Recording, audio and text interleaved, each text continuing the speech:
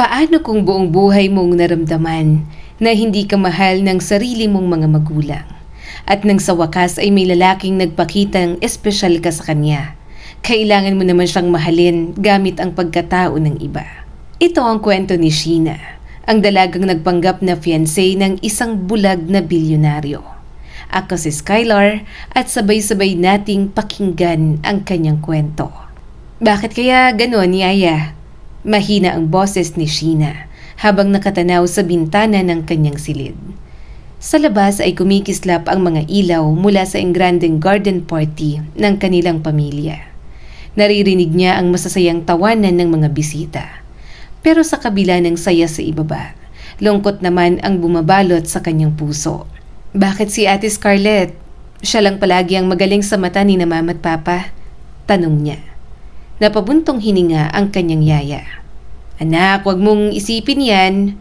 Napangiti si Sheena ng mapait. Paano ko hindi iisipin? Magkamukha naman kami.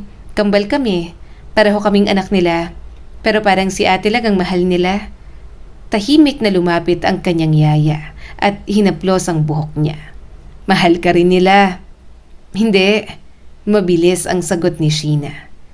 Kung mahal nila ako, bakit hindi nila makita ang mga ginagawa ko? Napabaling siya sa bintana. Nasa gitna ng party ang kanyang kakambal.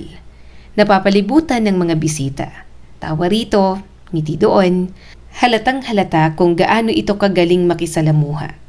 At sa gilid, nakatayo ang kanilang mga magulang. Proud na proud, parang may tropeyong ipinagmamalaki. At ang tropeyong yon ay ang kanyang kakambal. Hindi siya. Ang ganda talaga ni ate, bulong ni Sheena. Maganda ka rin naman, napailing siya. Pero hindi sapat. Muling tumingin si Sheena sa ibaba. Kapag si ate ang tumatawa, natutuwa sila. Kapag si ate ang nagsasalita, nakikinig sila. Kapag si ate ang may achievement, ipinagmamalaki nila. Napahigpit ang hawak niya sa kortina. Pero kapag ako, naputol ang kanyang salita. Masakit. Masyadong masakit. Parang wala lang ako. Natahimik ang yaya. Alam nitong wala itong maibibigay na sagot. Dahil kahit siya, nakikita niya rin naman ang katotohanan. Hindi patas ang pagtrato ng mga magulang ni Sheena. Hindi man nila aminin, pero kitang-kita. Paborito nila si Scarlett.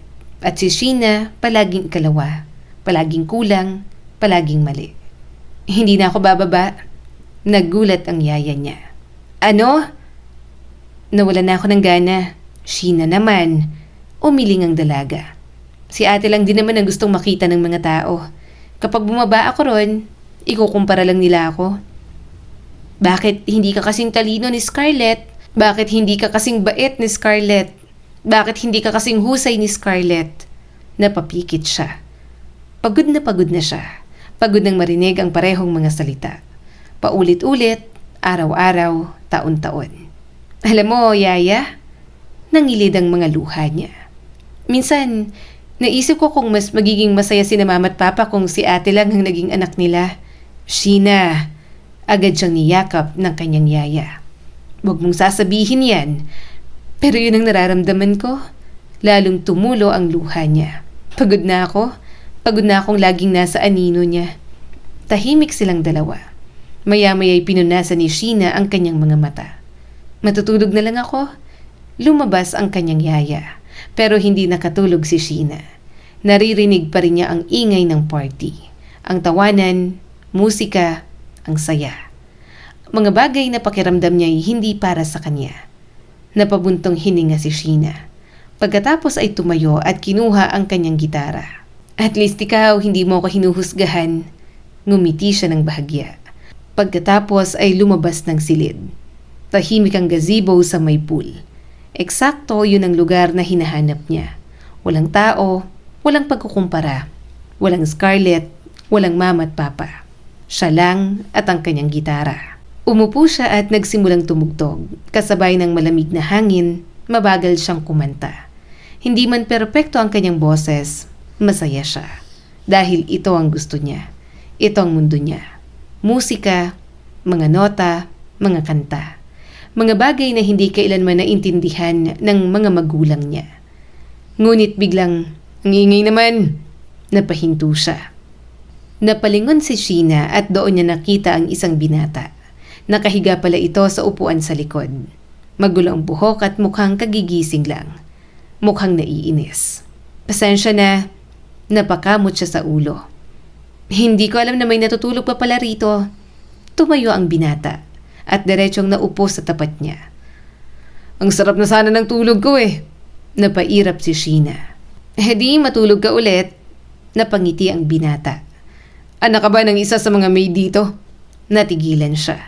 Hindi siya kilala nito at mukhang hindi rin ito kilala si Scarlett. Sa unang pagkakataon, walang comparison, walang expectations, walang nakakakilala sa kanya. Kaya ngumiti siya. Oo, talaga? Tumango siya. Talaga. Hindi alam ni Sheena kung bakit siya nagsinungaling. Siguro dahil mas madali, mas komportable, mas malaya. Pinagmasdan siya ng binata. May sasabihin sana ako. Ano yun? Pangit ng kanta mo. Hoy! Napasinghap si Sheena, habang ang binata naman ay halos tumawa. Niloloko lang kita. Hindi nakakatuwa. Ako, natutuwa ako. Hindi nga nakakatuwa. Tumawa ito. Malalim, maganda, nakakahawa. At sa hindi maipaliwanag na dahilan, natawa na rin si Sheena. Matagal na rin simula nang may taong nakapagpatawa sa kanya ng ganon. Marunong ka ba talagang kumanta? Tanong niya. Mas magaling sa'yo. Yabang mo naman. Hindi, sa totoo lang. Inagaw nito ang gitara. Hoy, makinig ka. At nagsimula itong tumugtog. Pagkatapos ay kumanta. At natigilan si Sheena. Napakurap siya at napatingin ng mabuti. Napanganga siya dahil sa totoo lang, sobrang ganda nga ng boses nito. Parang artista, parang recording artist. Parang, uy, napapitlag siya. Ha? Natulala ka na. Hindi ah. Sure. Oo. Tumawa ulit ito at lalong bumilis ang tibok ng puso niya. Hindi niya alam kung bakit, pero parang ayaw niyang matapos ang gabing yun. Anong pangalan mo? Tanong ng binata. Secret. Secret? Oo, hindi totoong pangalan yon. Ano naman? Cute mo naman kapag masungit. Napairap si Sheena at pilit na pinigilan ang pagmumula. Ako pala si Lance. Parang tumigil ang oras. Lance? Magandang pangalan. Bagay sa kanya. Nice meeting you, Secret. Tumayo na ito. Mukhang aalis na. At sa hindi niya maintindihang dahilan, nakaramdam siya ng kaunting lungkot.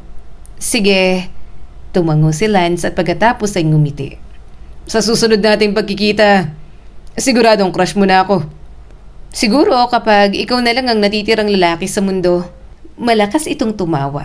Sige, hintayin ko yan. At pagkatapos ay umalis ito. Iniwan siyang mag-isa, pero kakaiba. Kanina ay gusto niyang umiyak. Kanina ay gusto niyang magtago. Kanina pakiramdam niya wala siyang halaga. Ngunit ngayon ay gumaan na ang kanyang pakiramdam. Napatingin siya sa gitara, sa upuang inupuan ni Lance, sa direksyong nilakaran nito. Pagkatapos ay napangiti. Isang ngiting matagal na niyang hindi nagagawa. Hindi niya alam kung bakit, pero sa unang pagkakataon, parang may taong nakakita sa kanya.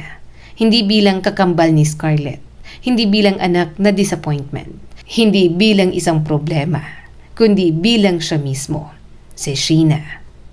At habang nakatingala siya sa mga bituin, hindi niya napigilang bumulong.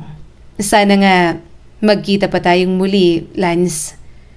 Lumipas ang mga araw matapos ang gabing nakilala ni Sheena si Lance. Ngunit hindi nagbago ang sitwasyon sa kanilang bahay. Kung tutuusin, mas lalo pa nga itong lumala. Isang umaga, nakaupo silang pamilya sa hapagkainan.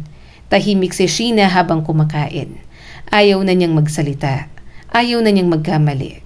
Dahil alam niyang anumang sabihin niya, may masasabi pa rin ang kanyang mga magulang. Sheena! Napatingin ang kanyang ina. Po? Tumama ang report card niya sa mesa. Bakit ganito ang grades mo? Napayuko siya. Mama, pumasa naman po ako. Pumasa? Napatawa ng mapakla ang nanay niya. Pumasa lang? Napailing naman ang kanyang ama. Kambal kayo, pero para kayong magkaibang magkaiba. Mas lalong yumuko si Sheena. Narinig niya na naman ang paborito nilang linya. Kambal. Kambal kayo ni Scarlett. Paulit-ulit. Parang sirang plaka.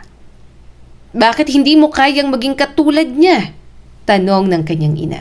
Nag-aaral din naman siya. Nagsisikap din naman. Bakit siya honor student? Ikaw? Pakiramdam ni Sheena, may malaking batong dumagan sa kanyang dibdib.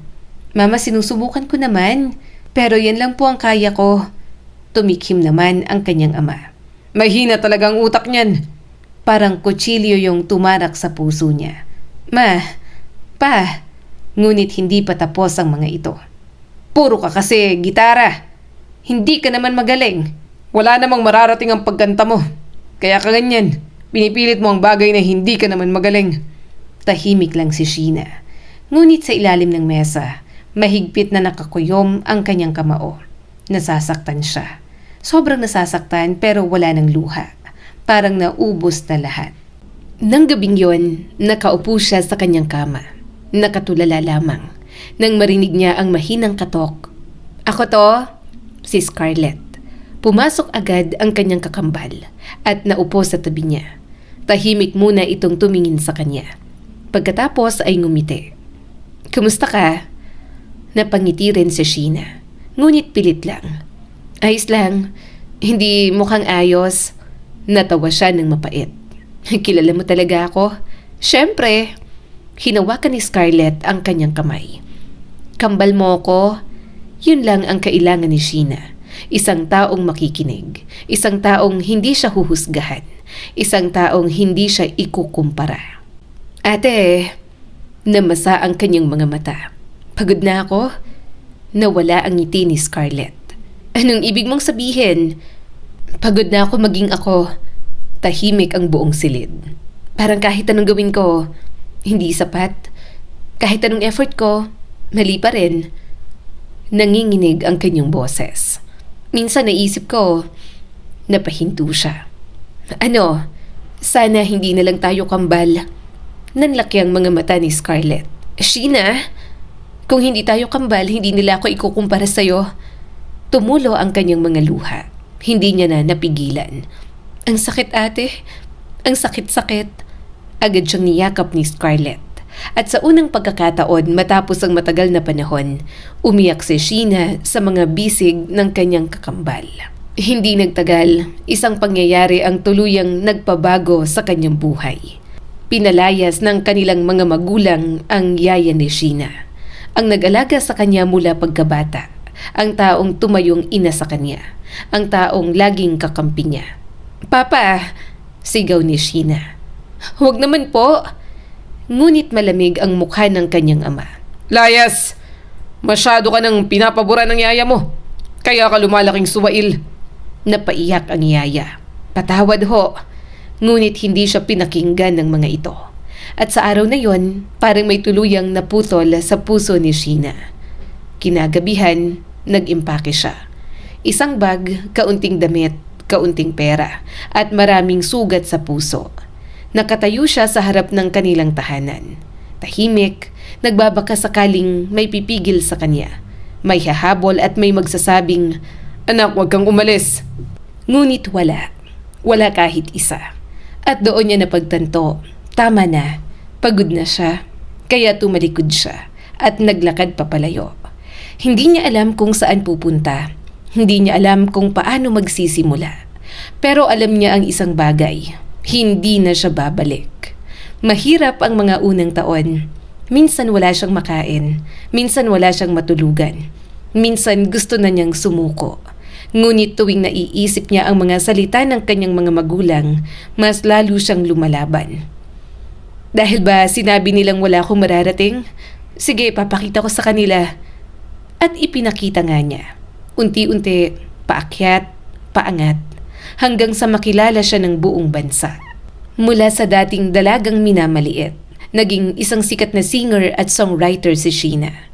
At sa wakas, nakahanap siya ng mga taong naniniwala sa kanya. Ilang taon ang lumipas, at isang araw, nakaupo siya sa isang restaurant. Naghihintay at nang bumukas ang pinto, napangiti siya. Ate! Tumayo siya kaagad at niyakap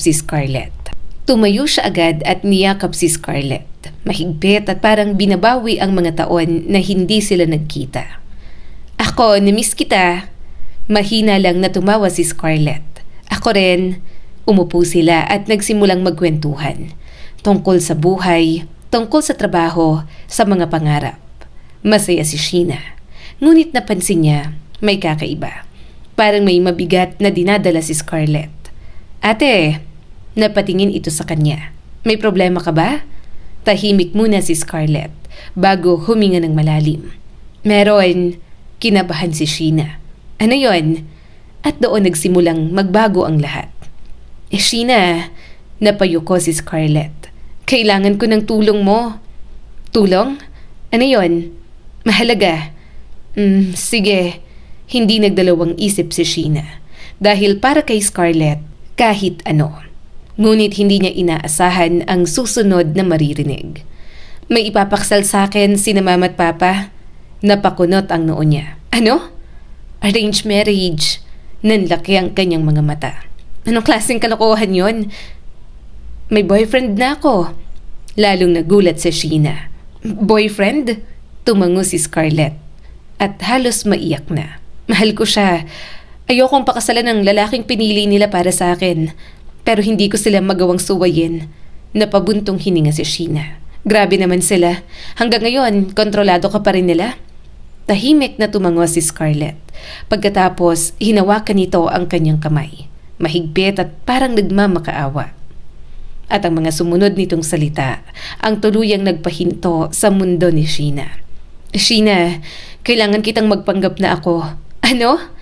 Ikaw munang tumira kasamang fiancé ko. Parang nabingi si Sheena.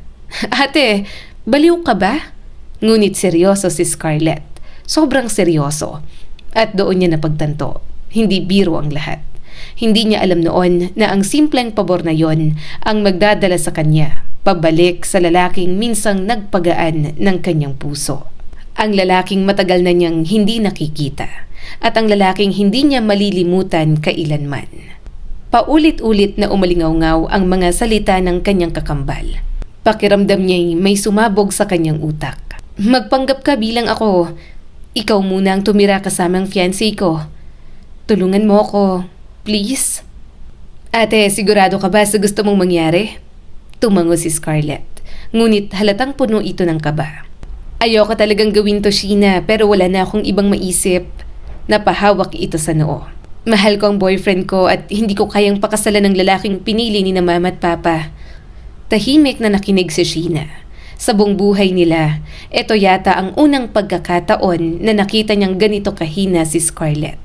Ang Scarlett na kilala niya ay matatag, matalino, palaging may solusyon. Pero ngayon, para itong batang nawawala at desperadong humihingi ng tulong. Ate, huminga ng malalim si Sheena. Hindi ba mas mabuting sabihin mo na lang ang totoo? Umiling ka agad si Scarlett. Hindi pwede. At bakit naman? Alam mo naman si Papa. Napayuko ito. May sakit sa puso. Kapag nagkaroon ng malaking gulo, baka mapahamak siya. Napabuntong hininga si Sheena. Mahirap kontrahin yon. Kahit gaano kasama ang naging trato ng kanilang mga magulang sa kanya, ama pa rin nila yon. At ayaw rin naman niyang may mangyaring masama rito. Saka, nag-atubili si Scarlett. Natatakot din ako. Kasi paano kung hindi kami magtagal ng boyfriend ko? Natigilan si Sheena. Yun ang unang pagkakataon na narinig niya ang tunay na dahilan. Hindi lang pala tungkol sa pag-ibig. Hindi lang tungkol sa pamilya. Takot din si Scarlett. Takot itong gumawa ng maling desisyon. Takot itong mawala ang lahat. Takot itong sumugal. At sa pagkakataong yon, naunawaan siya ni Sheena. Bagamat hindi siya sang-ayon, naintindihan niya. Tahimik silang dalawa. Hanggang sa muli siyang nagsalita. Ilang buwan, nagliwanag agad ang mukha ni Scarlett. Aha? Ilang buwan akong magpapanggap? Sheena, napangiti ng bahagya ang dalaga. Huwag ka nang umiyak, ate. Alam mo namang hindi kita matitiis. Agad siyang niyakap ng kanyang kakambal. Mahigpit at parang batang nakahanap ng kaligtasan. Salamat. Salamat talaga. Mariing napapikit si Sheena. Hindi niya alam kung tama ba ang kanyang gagawin. Pero para kay Scarlett, handa siyang sumugal. Hindi niya alam na ang pagsugal na yon ang magiging pinakamalaking pagkakamali at pinakamagandang pangyayari sa buong buhay niya. Makalipas ang ilang linggo, dumating ang araw ng pagpapalit nila. Tahimik ang biyahe. Habang nasa sasakyan, paulit-ulit siyang binibigyan ni Scarlett ng mga detalye. Mahilig siya sa kape, maaga siyang gumising, matalas daw ang pandinig niya. Huwag kang kakanta, huwag kang masyadong maging Sheena. Napairap si Sheena. Salamat sa tiwala. Natawa si Scarlett. Kaya mo yan. Magkamukha naman tayo, oo. Ngunit may isang bagay na hindi nila kayang baguhin. Magkaibang magkaiba ang kanilang personalidad. Si Scarlett ay mahinhin, kalma, demure, samantalang si Sheena ay palaban, matapang, at minsan ay medyo masungit. Kaya kahit magkapareho ang mukha nila, alam niyang mahihirapan siya. Habang papalapit sila sa mansyon, lalong bumibilis ang tibok ng puso ni Sheena. Hindi niya maintindihan kung bakit. Parang may kakaibang kaba. Parang may mangyayaring hindi niya inaasahan. Nang makarating sila sa malaking gate, napanganga siya. Grabe, parang resort, parang hotel, parang sariling mundo. Napakalaki ng mansyon, napakaganda at napakayaman. Ate, napalingon siya kay Scarlett. Sigurado ka bang ayaw mo rito? Napatawa ng mahina ang kakambal niya. Mas gusto kang boyfriend ko, no? Tumango na lang si Sheena. Maya-maya'y tuluyan na siyang nakapasok sa loob. At doon, nakaramdam siya ng panibagong pagkagulat. Napakaraming larawan sa paligid. Mga family portraits, mga alaala, mga larawan ng isang masayang pamilya. Ngunit karamihan sa mga frame ay may itim na ribbon, palatandaan ng pagkawala. Naalala niya ang sinabi ni Scarlett. Pumanaw ang pamilya ng fiancé nito sa isang aksidente. At ang lalaking yon ang tanging nakaligtas. Kasama ang kanyang kapatid na babae. Napabuntong hininga si Sheena.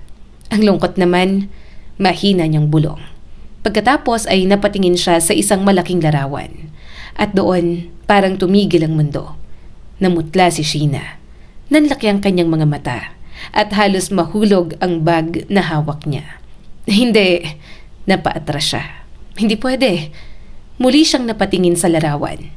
Walang duda, siya yon. Ang lalaki sa gazebo. Ang lalaking nang aasar sa kanya. Ang lalaking kumanta para sa kanya. Ang lalaking matagal na niyang hindi malimutan. Si Lance. Ikaw? Parang nawalan siya ng hangin. Ikaw pala. Biglang bumalik sa alaala niya ang gabing yon. Ang gitara, ang tawanan, ang pangalang secret. Ang pangakong muli silang magkikita. At ngayon, narito na. Sa mansyon nito, bilang peking fiancé. Hindi niya alam kung matatawa siya o iiyak. Napakaliit talaga ng mundo. Napangiti siya habang nakatitig sa larawan. At hindi niya napigilang ibulong. Gwapo ka na nun. Mas gwapo ka ngayon. Hindi niya namalayan, nakangiti na pala siya. Parang tanga. Parang teenager. Parang babaeng muling nakakita ng unang crush. Ngunit mabilis ding nawala ang ngiti niya. Dahil may naalala siya. Hindi siya naroon bilang si Sheena. Naroon siya bilang si Scarlett. At yon ang problema. Maya-maya'y nakarinig siya ng tunog ng tungkod. Napalingon siya kaagad at doon niya siya nakita. Mas matangkad, mas gwapo, mas seryoso. Ngunit halatang wala nang nakikita. May hawak itong puting tungkod habang mabagal na naglalakad. Parang nadurog ang puso ni Sheena. Hindi niya alam kung bakit. Pero masakit makita si Lance na ganoon. At bago pa niya mapigilan ang sarili, Lance, nabanggit niya ang pangalan nito. Agad na huminto ang binata. Kumunat ang noon nito at bahagyang napalingon sa direksyon niya. Scarlett! Napatigil si Sheena. Kasabay noon ang malakas na tibok ng kanyang puso. Pakiramdam niya'y nahuli na agad siya. Wala pa siyang 5 minuto sa mansyon. Hindi pa siya nakakapag-adjust. Hindi pa siya nakakaisip ng maayos na plano. Pero parang may napansin na agad si Lance. Mabagal itong lumapit. Hawak ang puting tungkod. Tahimik ngunit parang sinusuri siya. Bakit ganyan ang boses mo? Nanlaki agad ang mga mata ni Sheena. Ano? Kakaiba. Napakagat siya sa labi. Matalas nga talaga ang pandinig nito. Isang beses pa lang silang nagkita bilang Scarlett. Pero natandaan nito ang boses. Mabilis siyang nag-isip. Paus lang ako. Tahimik si Lance. Parang pinag-aaralan ng sagot niya. Pagkatapos ay bahagyang tumango. Ganun ba? Lihim na nakahinga si Sheena. Muntik na? Muntik na talaga. Bakit ngayon ka lang dumating? Tanong ni Lance. Magkasalubong pa rin ang mga kilay nito. Napairap si Sheena. Hindi niya napigilan. Malayo kayang biyahe. Natigilan si Lance. Pagkatapos ay bahagyang napataas ang isang kilay. Hindi ko alam na pilosopo ka.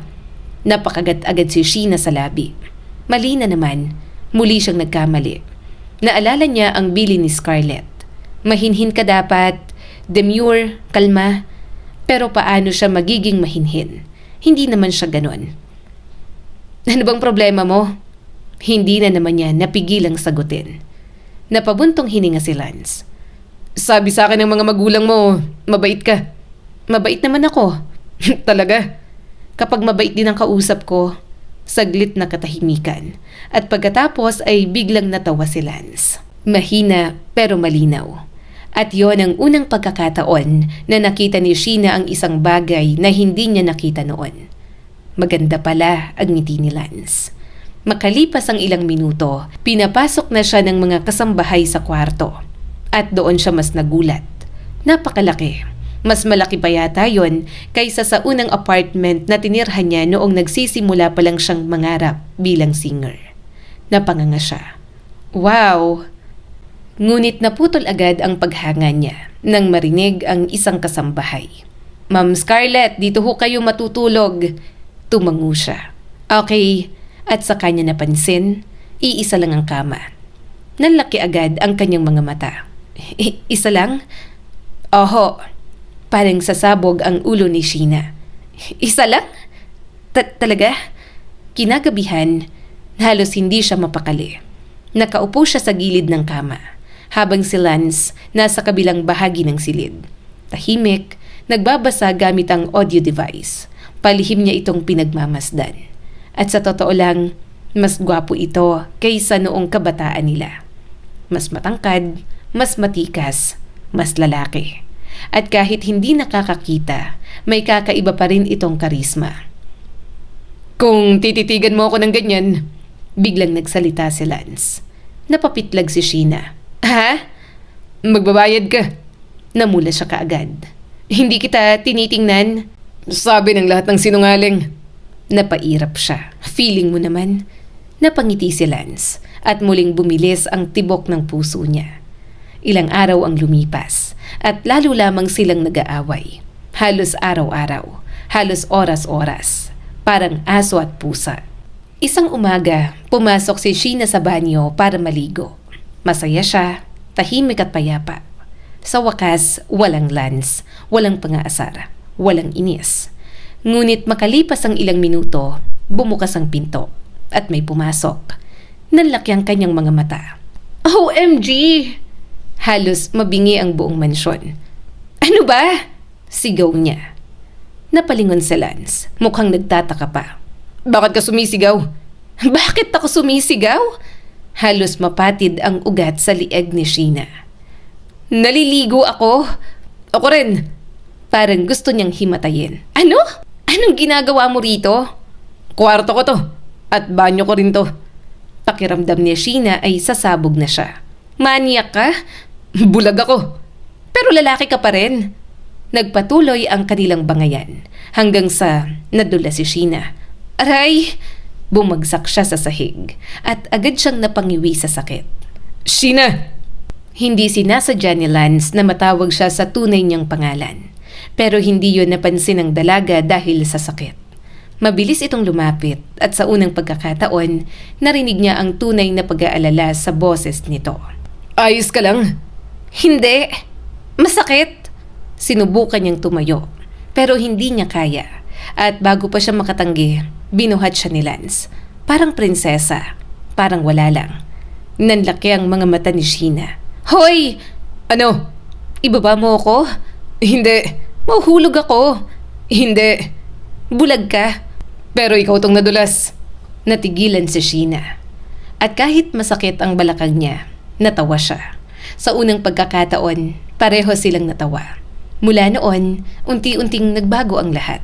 Naging mas komportable sila sa isa't isa.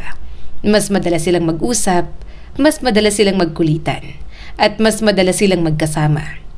Kapag nasa hardin si Lance, naroon din si Sheena. Kapag nasa library, naroon din siya. Kapag nagkakape, magkasama sila.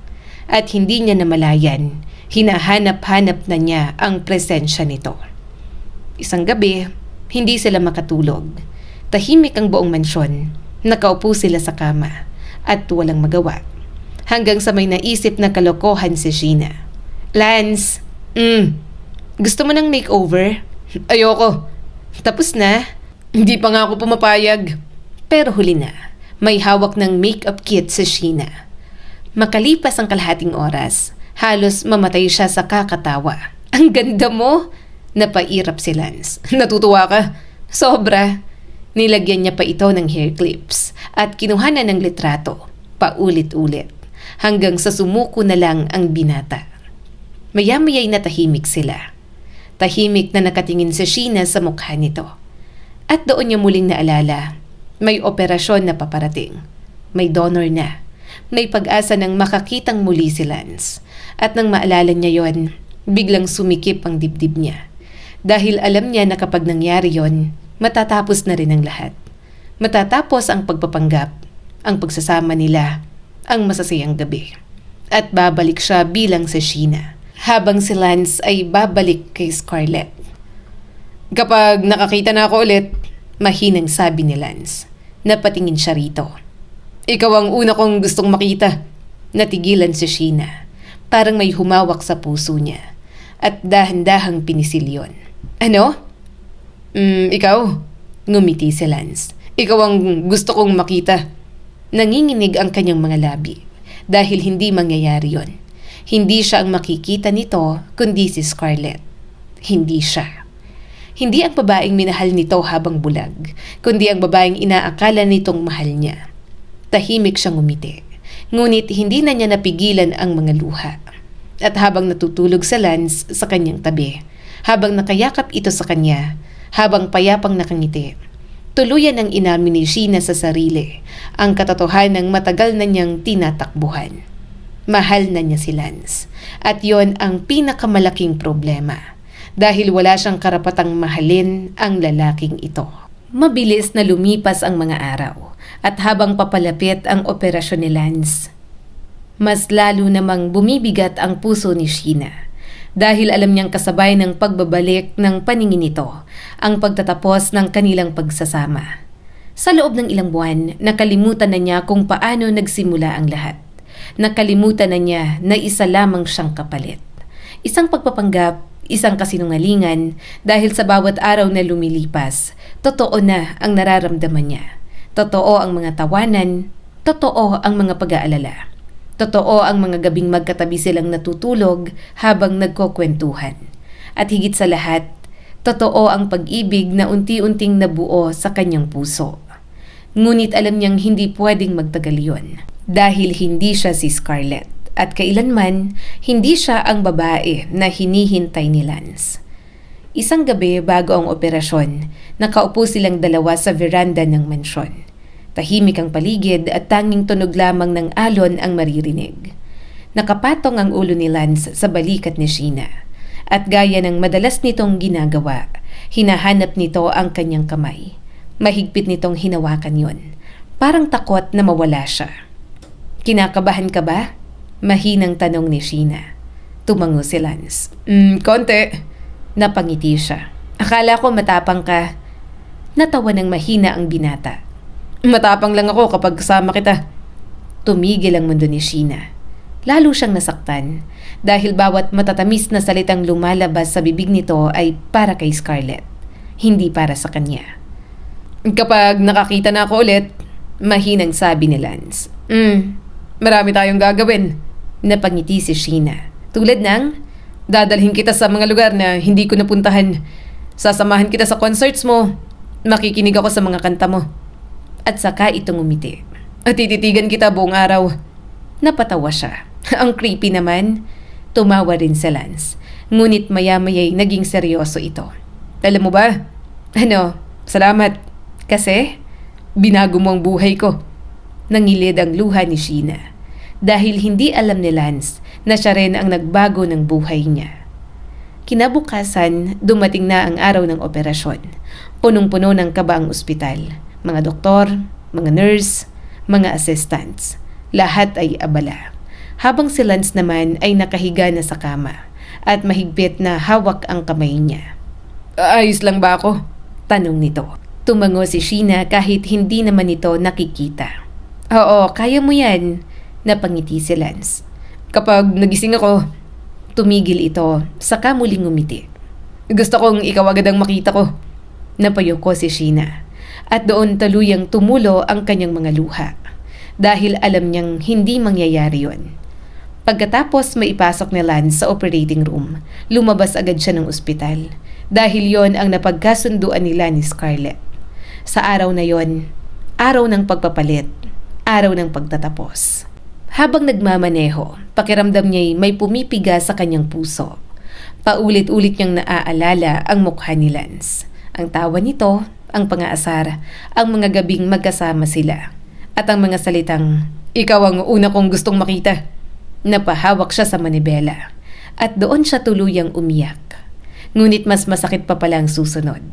Habang papunta siya sa tagpuan nila ni Scarlett, nakita niyang kanilang ina. Kasama si Scarlett at parehong seryoso ang mukha. Nanlaki ang mga mata ni Sheena. May mali, may nangyari. At bago pa siya makapagsalita, isang malakas na sampal ang dumapo sa kanyang pisngi. Napaling ang kanyang ulo.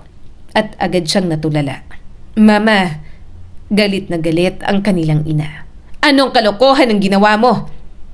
Nanginig ang dibdib ni Sheena. Hindi dahil sa sakit, kundi dahil kahit matapos ang lahat, galit pa rin ito sa kanya. Mama, tama na po. Umiiyak na sigaw ni Scarlett. Ako po ang may kasalanan. Ngunit hindi nakinig ang kanilang ina. Tumahimik ka! Pagkatapos ay muling hinarap si Sheena. Palagi ka nalang problema. Palagi ka nalang sumisira ng buhay. Nanikip ang dibdib niya. Hindi na bago ang mga salitang yon, ngunit masakit pa rin. Ako po ang may plano ng lahat. Umiiyak na sabi ni Scarlett. Huwag niyo pong sisihin si Sheena. Ngunit mas lalong nagalit ang kanilang ina. Dahil sa kanya? Dahil sa kanya kaya nagkagulo ang lahat. At doon tuluyang napuno si Sheena. Habang tumutulo ang kanyang luha, tumingin siya sa kanyang ina. Diretso, matatag, at sa unang pagkakataon, wala na siyang takot. Wala na kayong ibang ginawa kundi ang ikumpara ko. Tahimik ang paligid. Kahit anong gawin ko, hindi sapat. Kahit naging successful ako, hindi pa rin niyo ako nakikita. Nanginig ang boses niya. Ngunit ipinagpatuloy niya ang pagsasalita. Pero alam ninyo, natutunan ko ng mahalin ang sarili ko. At hindi ko na kailangan ng approval ninyo. Natigilan maging si Scarlett. Dahil ngayon lang nila narinig si Sheena na magsalita ng ganito. Pagkatapos ay lumingon siya sa kanyang kakambal. At doon siya mas nasaktan. Dahil naalala niya si Lance. Naalala niya ang lahat. Ate, mahina niyang sabi. Napaiyak si Scarlett. Sorry, umiling si Sheena. Wag, alagaan mo na lang si Lance. Parang dinurog ang puso niya nang sabihin yon. Ngunit pinilit niyang umiti. Hindi siya mahirap mahalin. Totoong mabait siya at totoong mabuti siyang tao. Totoong napahinto siya dahil hindi niya kayang ituloy. Masyado nang masakit. Mahigpit siyang niyakap ni Scarlett. Pareho silang umiiyak at sa yakap na yon, alam nilang magbabago na ang lahat. Pagkatapos nun, sumakay na si Sheena sa kanyang sasakyan at tuluyang umalis. Hindi siya lumingon, hindi siya tumingin sa likod dahil alam niyang kapag lumingon siya, baka hindi niya kayaning umalis. Habang mabilis na tumatakbo ang sasakyan sa highway, sunod-sunod ang pagpatak ng kanyang luha. Pakiramdam niya'y may namatay, may nawala, may iniwan siyang bahagi ng puso niya. At habang mahigpit niyang hawak ang manibela, isa lamang ang nasa isip niya. Sana ako na lang si Scarlett. Para hindi ko na kailangang iwan si Lance. Para hindi ko na kailangan magpaalam. Para hindi ko na kailangang mawala ng taong mahal ko. At sa ospital, wala siyang ideya na sa mga sandaling yon, nagising na si Lance. At malapit na nitong matuklasan ang pinakamalaking lihim sa kanilang lahat. Unti-unting iminulat ni Lance ang mga mata. Matapos ang maraming taon ng kadiliman, nakakita na siyang muli.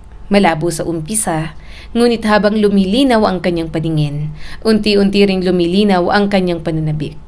Isang mukha lamang ang gusto niyang makita. Ang babaeng kasama niya sa loob ng maraming buwan. Ang babaeng nagpasaya sa kanya.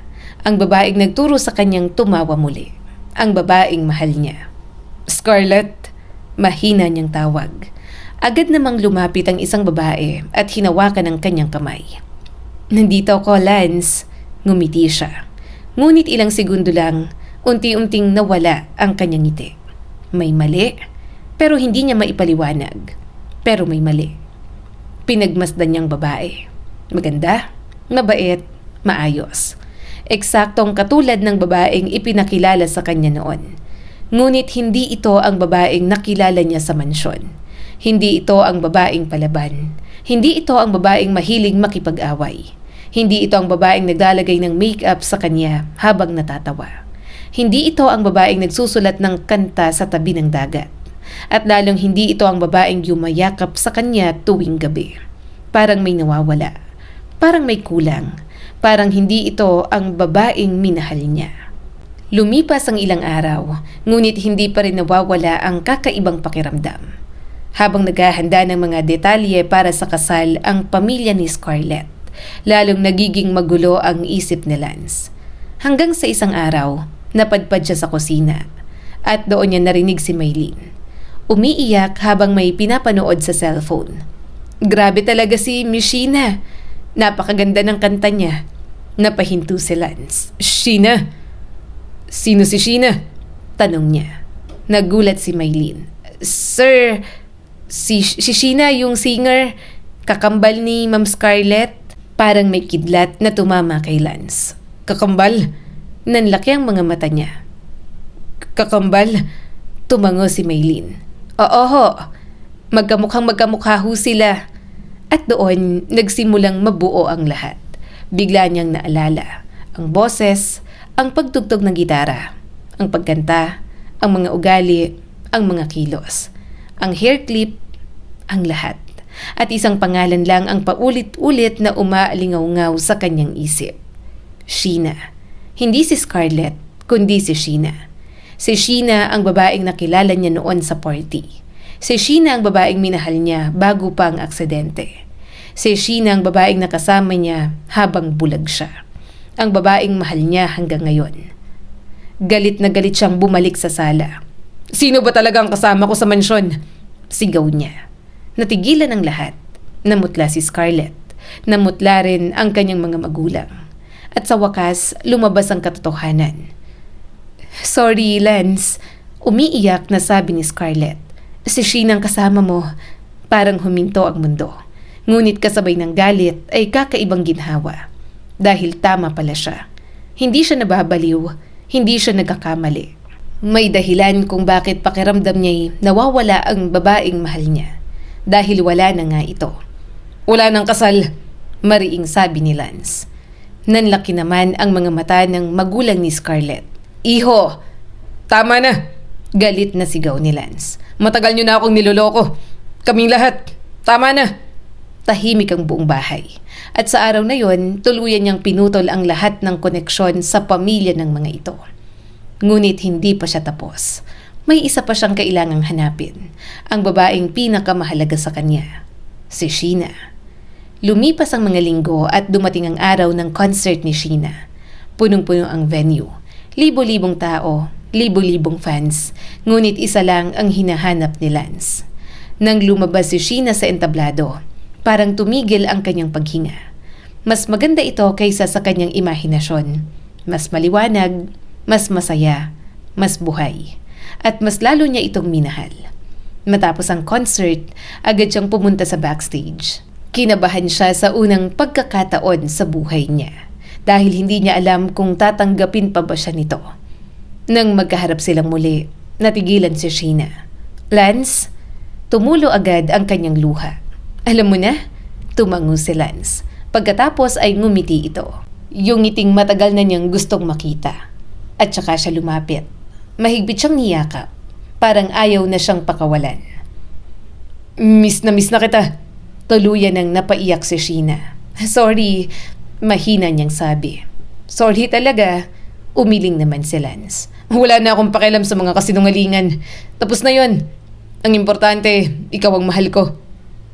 Napaluha si Sheena dahil sa unang pagkakataon may taong pinili siya. Hindi si Scarlett, hindi siyang paborito, hindi ang perpekto, kundi siya bilang Sheena. May ipapa-autograph sana ako. Napakunot ang noon ni Sheena. Ano? Ngumisi ang binata. Marriage contract. Nanlaki ang kanyang mga mata. Ha? Natawa si Lance. Tatanggapin ko lang ang sorry mo. Lumuhod ito at inilabas ang isang singsing. Kung pakakasalan mo ko. At syempre, oo ang sagot ni Sheena. Makalipas ang ilang buwan, ikinasal sila. Simple, tahimik, ngunit puno ng pagmamahal. Kasama ni Scarlett ang nobyo nito. Kasama ang mga tunay nilang kaibigan. Kasama ang mga taong tunay na nagmamahal sa kanila. Hindi man agad nagbago ang kanilang mga magulang.